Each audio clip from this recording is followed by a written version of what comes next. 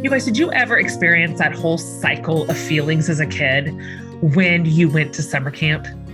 Or maybe like your version of it was going to your grandma's for a week or traveling with another family besides your own. There's kind of maybe that first day of you're a little like homesick, right? You're missing your bed and your people and your regular routine.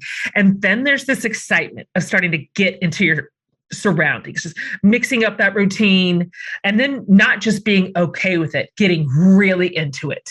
Of course, if you're like me at all, immediately wondering, can I live here? Can I pick up my family and live here? I do that everywhere I go. This could be our new home. Let's move to the beach. Let's move to the mountains. Let's move to a lake. Let's move to Lake Superior one day. But then there's this moment when you realize your trip is coming to an end. And there's just a weird mix, right? Of some of it's like happy emotions. You're going to get back to your friends and the people that you love, the comforts of home, like your own bed, and just kind of the routines that generally like we love. But then there's like melancholy of going back to what kind of feels like the grind and not spending every morning in that quaint bakery to have your coffee in Danish by a sunlit lake. Right? Like, oh, sad.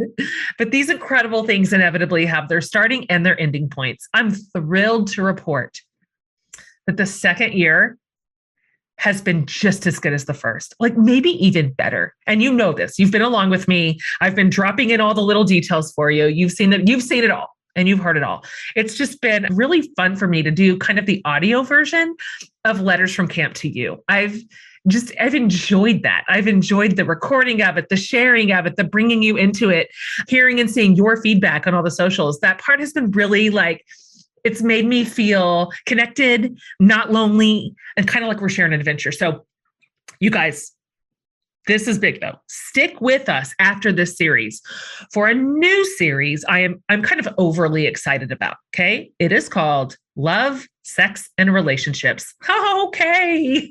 All right. Mom, skip some of these. It's fire, you guys, from like, we're talking about so much stuff in here. Matchmaking, living single, sex, dating after divorce, all kinds of relationship stuff. Like there's no stones that we left unturned here. And fun, it culminates in an episode with me and Tyler in a conversation that honestly surprised even me. So thanks for riding along with me and through very mixed emotions, but primarily gratitude.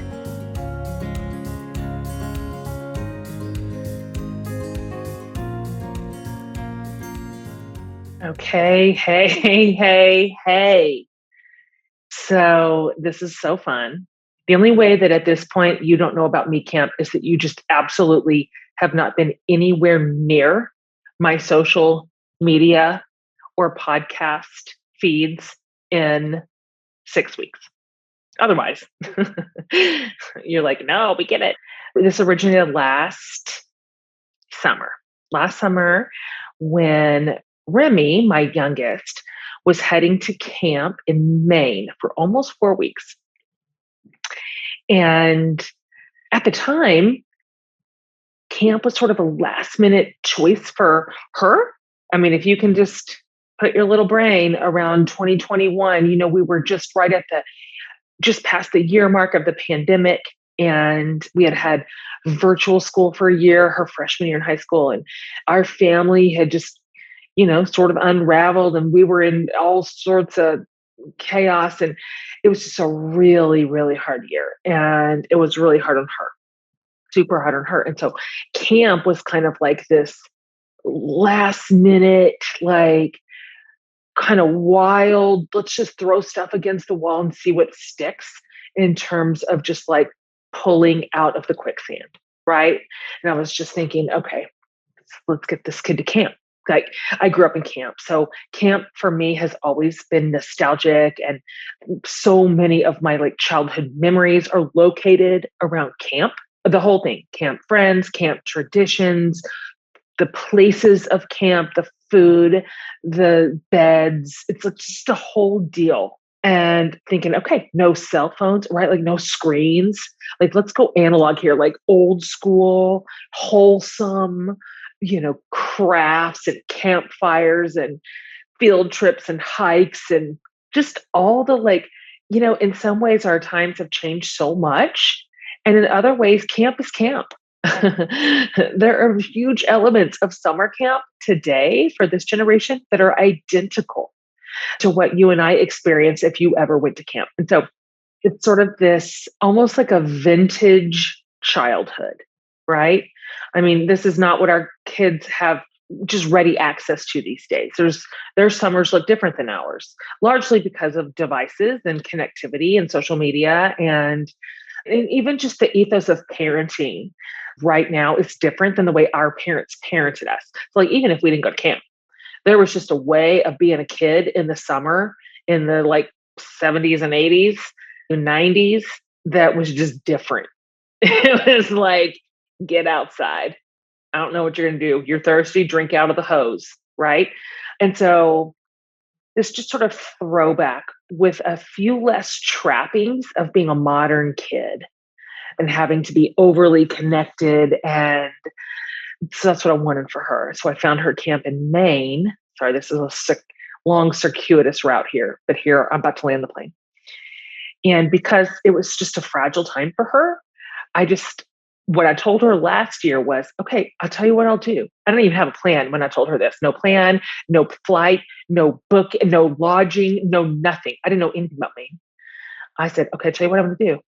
I will go to Maine. I don't know where I'm going to stay, but I'll go to Maine and I will be there while you're at camp. So that way, if at any point you need me, I'll be an hour away.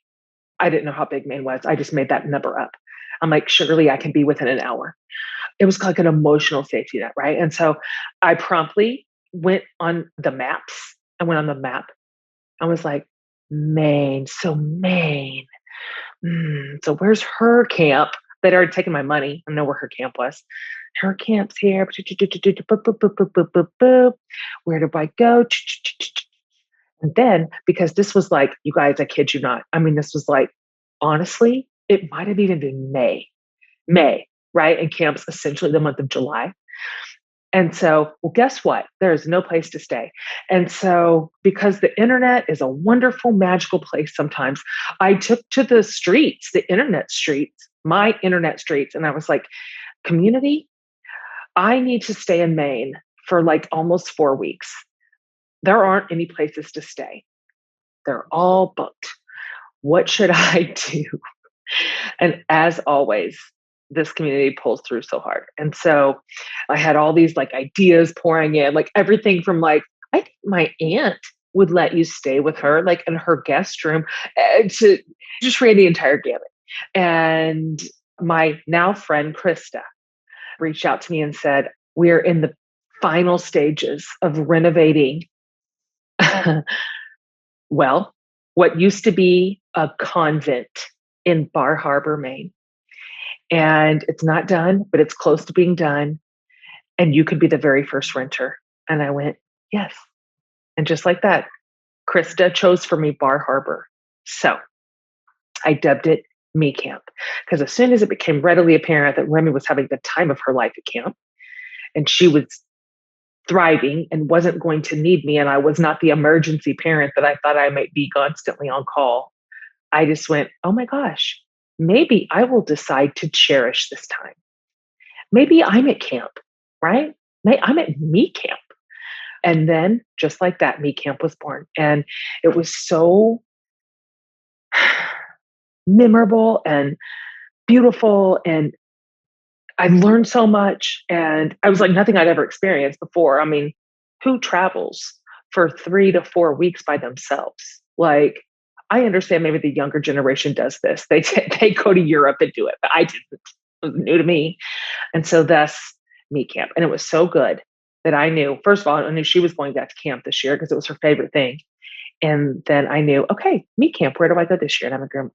So the first week of MeCamp 2022, I was in Aspen. That was a combined first week of MeCamp / work. I had a little bit of work there. I was speaking at the Aspen Ideas Festival, and that was amazing. And you heard about that in the last episode. So I stayed there for 1 week and then got on a little plane and I flew up to Grand Marais, Minnesota. Well, technically, I flew into Minneapolis and then I drove over to Duluth and then up Highway 61 all the way up to Grand Marais. And if you've ever been to Aspen or kind of any of those sort of Colorado ski towns, but Aspen particularly, it's kind of fancy. I mean, it is beautiful. You know how I feel about Colorado. I've talked about it forever. It's the scene of my childhood memories. It is my favorite place. There's nothing I don't love about Colorado. Aspen is beautiful. It's gorgeous. It's picturesque. And of course, Colorado in the summer is magical too, but it's just a little fancy. Like there's a lot of people there who are out on the streets dressed up. Everything's expensive. And the stores are like name brandy, like fancy stores, like expensive, fancy stores with fancy name brand things. I was easily the most underdressed person there the entire time. And so there's a certain kind of experience there. Like the dining is like, 4 or 5 star and just everything that you're experiencing. Here's a great example, you guys. Here's the most perfect example. When I was flying out of Aspen, and I like literally Aspen, I didn't go to Denver and drive over. I was flying in and out of Aspen to go up to Minneapolis. My flight was delayed because this was the Friday before the 4th of July. So 4th of July was Monday. And this was like just a couple days before on Friday. The airport staff was like, your flight, I'm like, why is this flight delayed out of Aspen? Like, it's the tiniest airport that ever existed. And they're like, well, this is garbage and we know it. But the commercial flights are delayed because there are so many private planes flying into Aspen today for the 4th of July weekend that we don't have enough airspace. Okay. I have a lot of opinions about that. First of all, why is the commercial flight delayed? I booked this a long time ago, ma'am. But anyways, whatever, man. That's like the perfect snapshot of like kind of the deal there. And so I think when I got to Grand Marais, let me just paint this picture for you, because my flight was so incredibly delayed. And then Grand Marais is 4 hours north of Minneapolis. So you land, you still got a 4.5 hour drive, which meant I pulled into town, into Grand Marais, just before 2 a.m. Okay. So, the town is completely empty and dark. And by the way, that's not just a 2 a.m. issue. That's about how it looks about 9:45 p.m. every night. So LOL. But I'm cresting over the hill and like coming into the town and I see the little sign, welcome to Grand Marais. And it's night, but all the street lights are on and the building lights are kind of on and the water, it's crystal clear. So I can see the water and the boats in the harbor. And I tell you, and you kind of come in over the hill, like coming down to it. So you can really see the lay of the land. It's little, it's like 5 streets, really. It is the tiniest little sweet town situated on this harbor that kind of curves around a bay. I crest this hill and I'm coming down over and I'm seeing Grand Marais for the first time. I burst out laughing because it was just so darling. Like I just laughed. I laughed all the way. I pulled onto the main little street. I could not quit laughing. I'm looking at the tavern and I'm looking at the boats and I'm looking at the little stores and oh my gosh, there's the world's best donuts. Look, I knew everything because the internet had told me every single place I had to go while I was here. I knew the names of everything already. And I was so tickled that I just couldn't deal. I just could not deal. It was sweeter than I even imagined. And it was just like, I knew right away, this is what I wanted. Like, this is what I wanted. This vibe, this way of being. I knew immediately this isn't fancy. This isn't a fancy little town. This is like a beautiful little Midwestern, little tiny baby utopia. And so the first week, it was just so magical. So I checked into my little condo, and of course it's still pretty dark. Like it's pretty pitch black. Can't really see anything. And I'm exhausted. And so in my bedroom, it's like it's a 2-story condo and I was upstairs. The master was upstairs and the upstairs floor is like 2 floors. So like it's really, really, really tall ceilings. And there's this huge rock fireplace in the corner, and all facing out toward the water is windows, like floor to ceiling windows. Can't see anything. But I'm like, I'm leaving all these open. And in the morning, I wake up and the light's coming in, and I sit up on my bed and I look out the windows, and I was like, you have got to be kidding me. You just got to be kidding me. Like, what is happening? Just idyllic.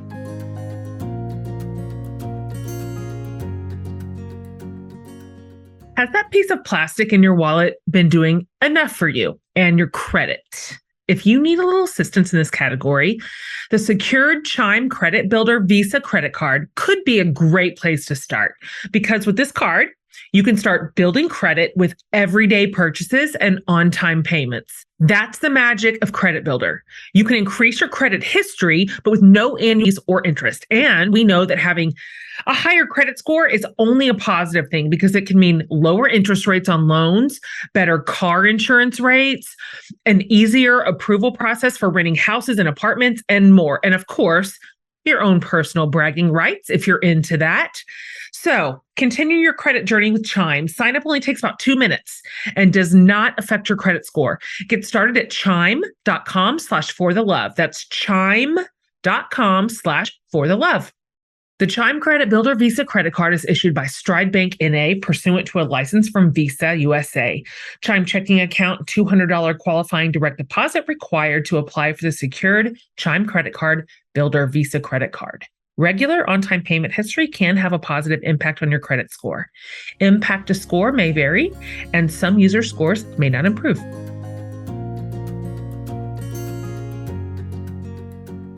I've loved sharing this Letters from MeCamp series with you. And I'm going to share one more thing with you here about something I packed while traveling, because you better believe I brought my Third Love with me. Of course, I wear Third Love bras almost every single day, no matter what. This is a bra you forget you have on. And I know that sounds impossible, but it is possible. Their best-selling 24/7 t-shirt bra is an all-time favorite. It literally forms to your body to make you look and feel your best. Plus, the straps won't slip and there's no pinching or digging. Third Love also invented half cups, so you always get the right fit from sizes from A through H, including half cups. Third Love also makes it easy to find the right fit with their fitting room quiz that focuses on size, breast shape, current fit issues, and style to find bras that are perfect for you. Plus, they have a team of expert fit stylists to show you the way. They guarantee you'll love your fit, but if not, returns are free for 60 days. Feeling is believing. So give your boobs the 24/7 comfort and support you deserve. Upgrade your bra today and get 20% off your first order at thirdlove.com/forthelove. So you guys, that's 20% off at thirdlove.com/forthelove.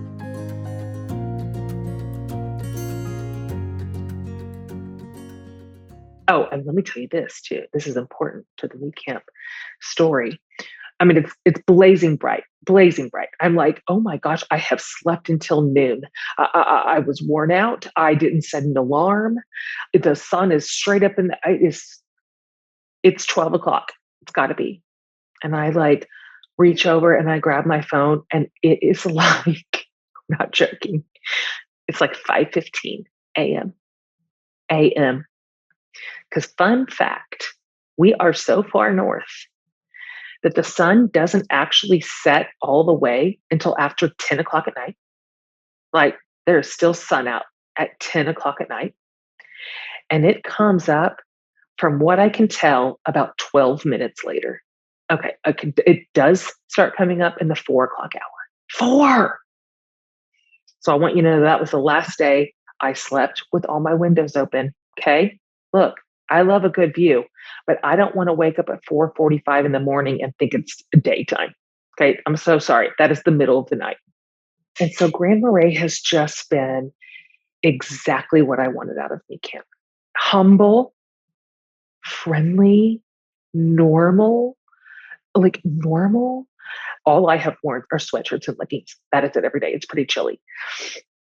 And I needed to wear jeans. I mean, that's how I was gonna be fancy, you guys. By fancy, I mean wear jeans instead of leggings.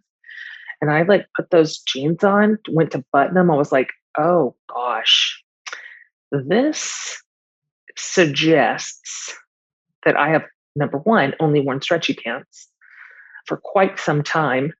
And number two, I have eaten a lot of fried fish, like a whole lot. I'm going to go ahead and say zero restraint. And I can tell. Again, not mad, not sorry, don't care, but genes don't lie. Anyways, so I promptly decided to embed myself in this sweet little town and become its biggest fan. And I did on the spot. Like, I'm going to just love everything. One of my postures that I take on in MeCamp is I am expecting to be delighted. That's just how I do. I'm expecting that whatever I'm doing that day is going to be wonderful. Whatever I'm about to see, I'm going to love it. Whatever the day holds and whatever pace and rhythm, it's going to be just what I wanted that day. That's just how I do. I lead the witness and I am the witness. Okay. I've just decided that I'm not going to take on this posture of, this could be better, or this is hitting below my expectations, or something went sideways, which it does. I mean, there's no such thing as a trip where something doesn't go weird. But then, then you catastrophize. Like, well, what a waste. Why am I even here? I just decided I wasn't doing that. That even when things got wobbly or weird, I was going to like, well, you know what that is? Quirky. Funny.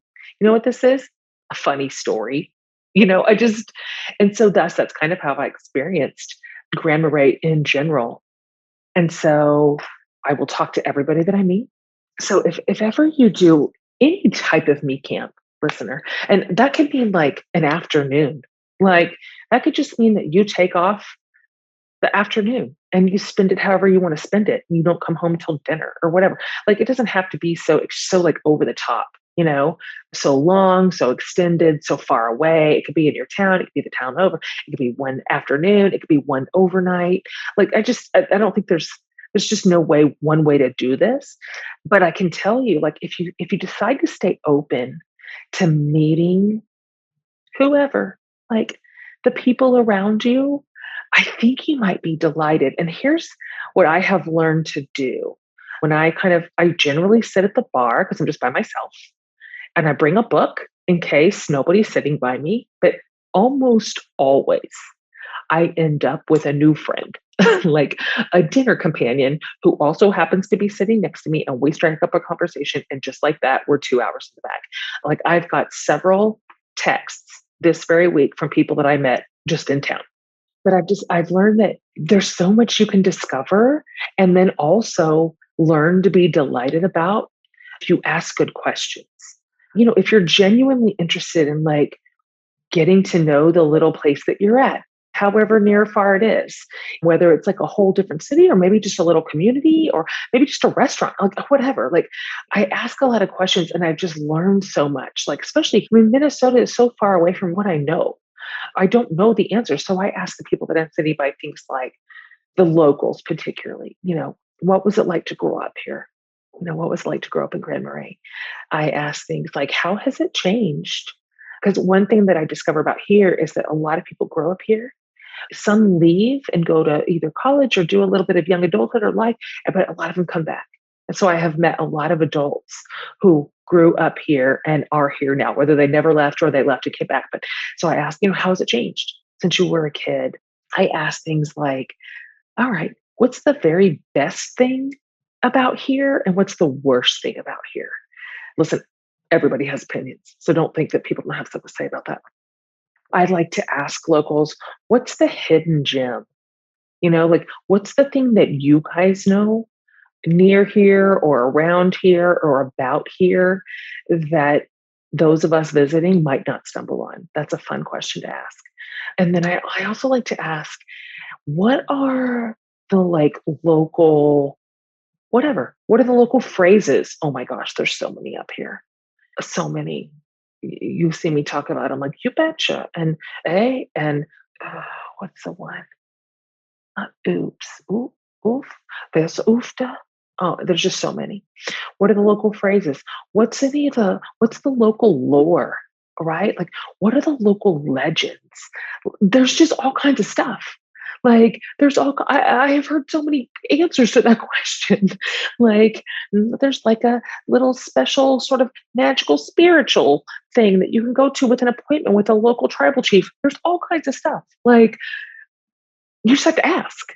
It's so fun to hear people talk about that.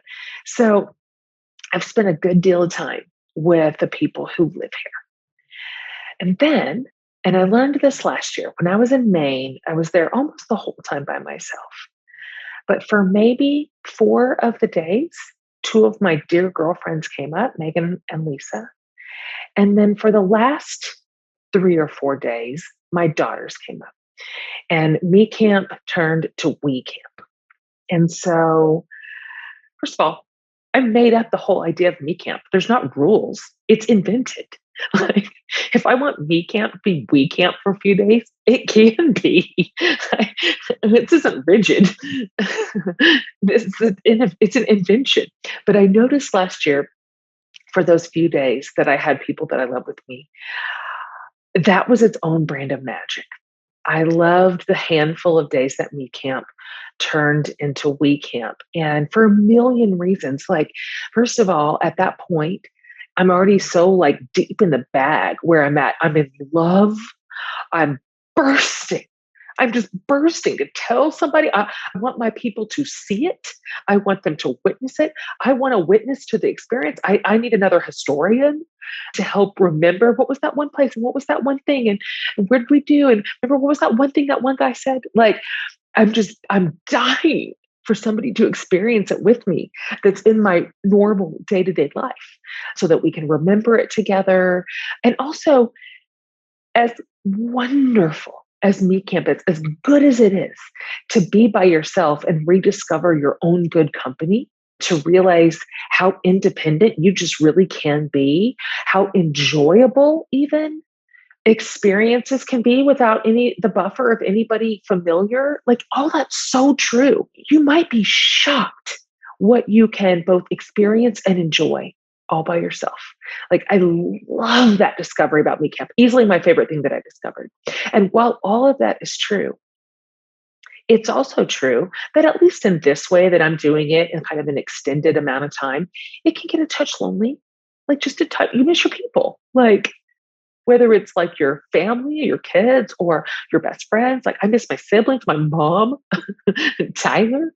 So you just get a little hungry for somebody who knows you, right? And so I loved that last year so much that just a handful of days were experienced with my people. And so we planned for that again this year. So I did all of Aspen by myself. That was one whole week. And then I did the entire first week of Grand Marais by myself. So I was 2 weeks without another human that I knew. And then my first visitor to Grand Marais when MeCamp transitioned to WeCamp was Tyler, who has never been in the state of Minnesota in his life. And and he came up here and was here for 4 or 5 days. And I just tell you that it was so great to have him here for a million reasons. For a million reasons. First of all, like, oh, somebody, my person, like, you know me, like, you love me. I'm not just introducing myself all the time, like, or explaining for the millionth time why in the world a Texan is coming to Grand Marais for 3 whole weeks. The ease of it, the familiarity of it. And of course, we're young in our relationship. And so, I mean, this is a fantastic new memory that we got to make together in a whole new place, in a whole new state. Wanted him to see it all, had been telling him every single detail of every single thing. So he was getting to experience it himself. And Tyler does life a little bit like I do in that he's kind of heart wide open to the world. He's a people person. And so it was not like disorienting at all for him to be around me, who's constantly talking to strangers all. So, we're compatible in that and compatible in the way that we're going to experience a new place or strangers or people around us or new experiences. And so that made it real easy to be with him. Like neither one of us was like the brake and the other one was the gas. We just had a really good rhythm between sort of being out in town and doing fun, connected things with each other and with whoever we were meeting, and then also kind of being back in our apartment. And the restaurant and the food bar are downstairs, and this one's just the upstairs bar with the live music and the outdoor seating. And I mean, if that is not the cutest thing you ever heard of in your whole life, it's just so bananas. It's such a bonkers thing to do. It's so wildly outside of anything that seems normal that I just can't stand it. And it was so good to have him here. One thing he was telling me is that, someone was saying to him, you and Jen at this point, because Tyler lives in Nashville and I live in Austin, of course.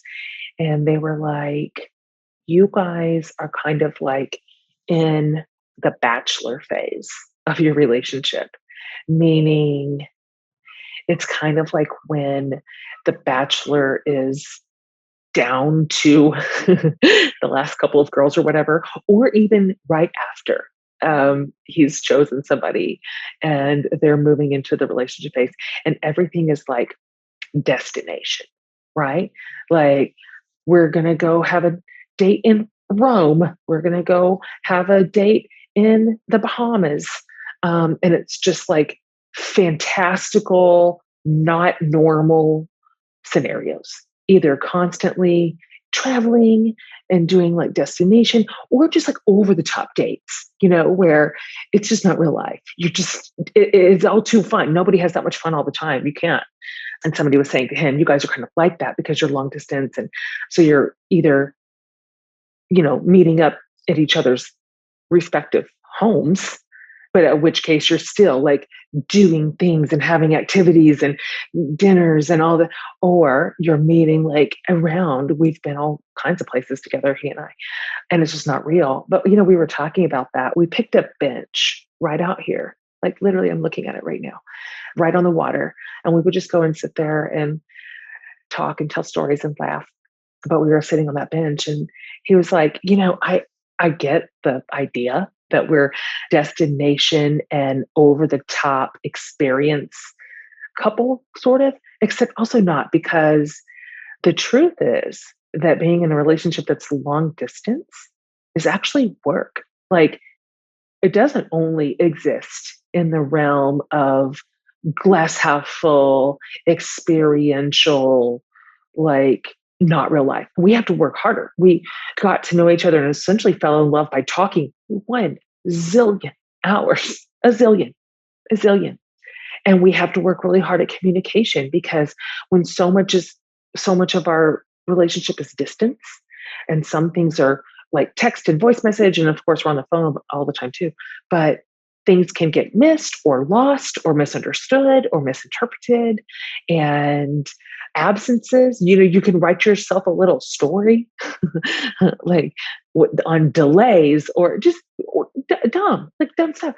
But it's actually the distance part has made us really have to steer into the curve even harder to communicate more and set expectations correctly and clearly and say what we're feeling and thinking. And so while yes, a lot of our together time, it ends up being something like Grand Marais, Minnesota, the dailiness of our connection is actually succeeding because we're just determined to just communicate well and leave absolutely nothing unsaid, bury nothing, bring every sort of feeling or thought or response or reaction to bear, fact check with each other, and honor one another's lives that we've built. We've built these 2 entire adult lives, and they're both worth honoring, and they're both lovely in their own right before we even met each other. And so anyway, that's a little sidebar, a little relational sidebar.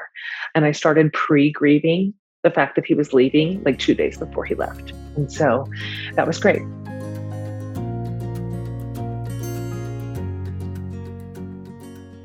Faith can be such a polarizing topic in our culture today. Like in an era where your religious beliefs might be all mixed up with your political views, your moral compass, and your perspective on others who believe differently, man, many of you know that my own faith journey has not been without lots of mess and debris and rubble. But what has been rebuilt, I would not exchange for anything in this world. The mess and all that wrestling with faith, it became beautiful. And I'm here to tell you that it can for you too. I've heard from so many of you in this community that you are experiencing tension in this category too. You're not alone for sure. Maybe it's a complicated relationship with church. Maybe some things just aren't sitting right, things that you were taught early on. Maybe you're having trouble answering hard questions on big issues. It's one of the reasons I wanted to put together a Me course, which is my e-course series, on the topic of faith, specifically the process of deconstruction and then reconstruction. It can be very isolating to be in a space of questioning, but I am here to tell you that asking questions and going through this process is not something to be seen with shame or negativity. Like it's the exact opposite. The incredible Sarah Bessey of Evolving Faith joins me for this Me course too. She is my favorite leader in this space. I'm so honored to put this particular course in your hands. It's 4 beautiful sessions that will comfort you and educate you and inspire you and load you up with tons of resources for where to find community and support in your journey, books to read, resources to follow, so much more. So head over to mecourse.org to learn more.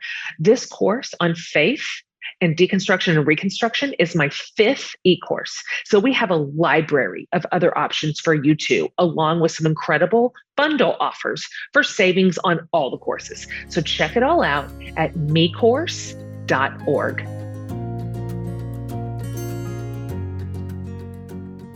I just continue to be so over the top grateful for this experience, like over the top grateful, at least like a dozen times in every day.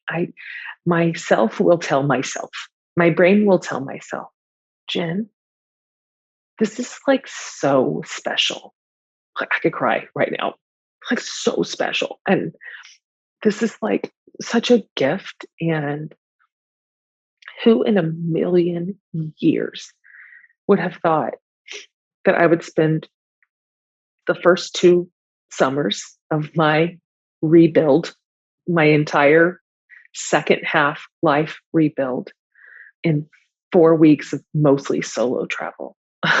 Y'all, if you'd have told me that even 5 years ago, I'd have been like, what are you talking about? What insane thing are you talking about? I would not have even been able to make sense of that.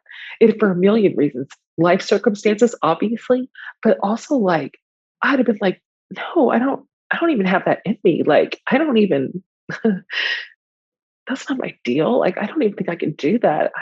That's intimidating, or never done anything like that before. But I tell you that when life kind of came apart at the seams, and last summer we were facing down the year mark going, what are we made of? You know, I remember talking to Remy about this, like, baby, you are made of such beautiful stuff. Like, go to MeCamp and just relish it, baby, and enjoy it and recover and rebuild. And so did I. And I'm just so grateful for it. And like for what I've learned about myself and what I've experienced. And it just sort of built in a confidence and a new sense of self-respect into my own life. Kind of figuring out what I'm made of, to be honest with you. So I understand that this is an outlier experience. There's just almost no factors that could generally conspire to make a 4-week solo trip feasible. I know that. I completely know that. My kids are almost all out of the house, and the one that needs me is at camp. So I don't have, and then I don't have a spouse, and I just found myself unanchored in a way that I've never had been before. And then even from a financial perspective, and I mentioned this on social media, but I saved for this for a year. I had a savings account called MeCamp, and then I booked as much as I possibly could on points that I get just from the card that I use for life expenses, like just Chase points and airline miles. And so I comped it everywhere, every which way, and then filled in the rest with some savings. And so even I know that's an over the top privilege. Being able to save money is a privilege. And so I know that I do. And I'm grateful, and I don't take any of this for granted. Who knows? Is this going to last forever? I don't know. I want it to. For sure want to do it again next summer. But in the meantime, what an experience. And so much more to come. What a joy. Okay. Thank you for telling me your version of MeCamp. That is delightful for me. Be it a day, 2 days, a weekend, near, far, whatever, whatever.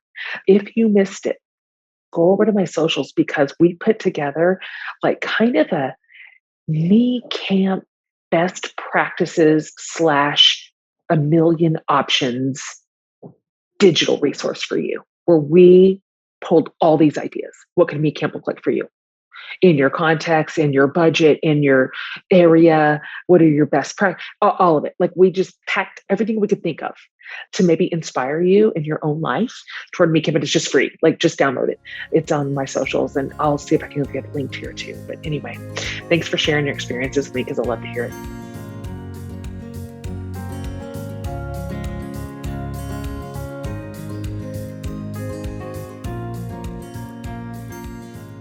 All right, you guys, MeCamp this year is so, so special. And it's made even more so that I just kind of get to share it with you in this way. So don't miss next week, because I will 100% be back for more experiences and stories and all the things. Everything, by the way, discussed in today's episode will be linked over at jenhatmaker.com in the show notes for this episode. Also, you guys, do not miss my Instagram account. It's just at Jen Hatmaker, to keep up with like the day-to-day events and antics and all the pictures and all the things going on at MeCamp. And I love telling you this. You know that I love this community. This podcast community is undefeated. So I am really excited to offer something new to those of you who'd like to take your involvement with this show to the next level. So available now. We are offering a premium version of this very podcast that you have come to know and love on Apple Podcasts, but with a few incredible, great new features I know you're going to love. So first off, you get access to every episode a full day earlier. Second, you can listen to all the episodes on the premium channel with 0 ads. Yay! And finally, and maybe most exciting, we've got a host of bonus episodes each month that will exclusively be on the premium version that'll pop into just your ears, just the premium listeners' ears. We are thrilled to bring you more shows. We come across kind of the most fascinating guests that we can't always slot in. So to have a place where we can pop in with this incredible like bonus content is just, it's what we've always wanted. And we've got some really special episodes for our premium listeners, including our conversation with the host of the crazy popular Crime Junkies podcast, Ashley Flowers. I just recorded that one. She is fascinating. So for those of you who cannot get enough of true crime stuff, like, you're not going to want to miss that one for sure. So back to all of those perks and bonuses I just described with the premium podcast. You guys, all of that is available to you for only $2.99 a month. I mean, it's a deal. $2.99 a month is your subscription to the For the Love premium podcast exclusively on Apple Podcasts. I mean, there is no downside here. Okay. I so hope you'll head on over to Apple Podcasts and subscribe to the For the Love premium podcast. It's that simple. And all these goodies fire up for you like immediately. We just can't wait to have you there. We're dreaming up just so much special material and ideas for you. And I just know that you're going to love it. I am grateful. We just have wanted to show another way that we love this listening community and we want to serve you and we want to make your experience better and really like kind of literally give you a premium experience for all that you've ever done for this show. And so at $2.99 a month, it's just such a good deal. And I'm just telling you, like, we are so thrilled to create this channel just for you. So once again, you guys, thank you so much for being such loyal listeners. We're in our 4th year. None of us can believe it. None of us can believe it. And we have interviewed people on this show that just blow our freaking minds. And so we have no shortage of ideas and vision for the podcast and especially for the premium channel. So come on over and join us, guys.